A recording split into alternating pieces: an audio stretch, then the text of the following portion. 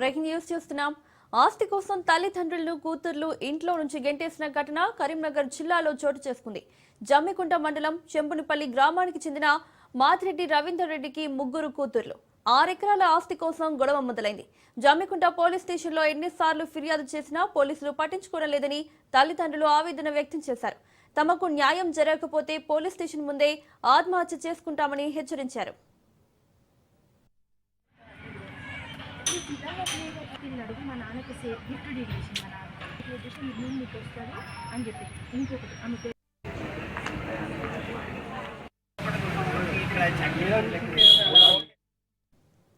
ఆస్తి కోసం తల్లిదండ్రులను కూతుర్లు ఇంట్లో నుంచి గెంటేసిన ఘటన కరీంనగర్ జిల్లాలో చోటు చేసుకుంది.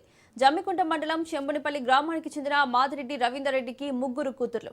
6 ఎకరాల ఆస్తి కోసం గొడవ మొదలైంది. జమ్మికుంట పోలీస్ స్టేషన్లో ఎన్నిసార్లు ఫిర్యాదు చేసినా పోలీసులు పట్టించుకోవడం లేదని తల్లిదండ్రులు ఆవేదన వ్యక్తం చేశారు. తమకు న్యాయం జరగకపోతే పోలీస్ స్టేషన్ ముందే ఆత్మహత్య చేసుకుంటామని హెచ్చరించారు. మా హస్బెండ్ 2010లో చనిపోయాడు. అప్పటికి నాకు 2 పిల్లలు. చిన్న బాబు 6 నెలల బాబు. అప్పటి నుండి నా చిన్న అబ్బాయిని మా నాన్న దగ్గరే పెంచుకున్నాడు. నా తల్లిదండ్రులు అప్పటి నుండి 2010 నుండి నేను ప్రైవేట్ జాబ్ చేసుకుంటూ నా తల్లిదండ్రులతోనే ఉంటున్నాను. 2020లో మా తాతయ్య చనిపోయిండు. మా నాన్న వాళ్ళ ఇల్లు కంప్లీట్గా కూలిపోవడంతో 2010లో నేను ఇల్లు స్టార్ట్ చేయడం జరిగింది. కొంచెం ఫైనాన్షియల్ ప్రాబ్లం వల్ల ఆ ఇల్లు ఆగిపోతే మళ్ళీ 2024లో పూర్తి చేశాను. పూర్తి చేసినప్పుడు ఒక కార్యక్రమం జరుగుతుంది కదా అని చెప్పేసి నాన్న దత్తత తీసుకున్నాడు నా చిన్న బాబుని. ఆ దత్తతలో మా 2 అక్కలకి, మా బావలకి, నా చుట్టాలు అందరికీ తెలుసు. అందరు అప్పుడు 5గురు మనవలకి దోతుల ఫంక్షన్ కూడా చేసిండు మా నాన్న. కానీ ఒక 3 నెలల నుండి నా 2 సిస్టర్స్ మరి ఆస్తి మీద దుర్బుద్ధితోనో ఏమో తెలియదు కానీ నా ఇంట్లో వండుకుంటూ నా పేరెంట్స్ని కొడుతూ రోజు నానా రచ్చ, వాళ్ళని తిననీయకుండా పడుకోనీయకుండా ఇబ్బంది పెట్టడం. నేను వాళ్ళది ఇల్లు లాస్ట్లో ఉన్నది కదా అని చెప్పేసి నేను సీసీ కెమెరాలు కూడా పెట్టించాను. వాళ్ళని కొట్టే ప్రతి 5 నిమిషాల ముందు సీసీ కెమెరాలు ఆఫ్ చేసి కొట్టడం జరుగుతుంది.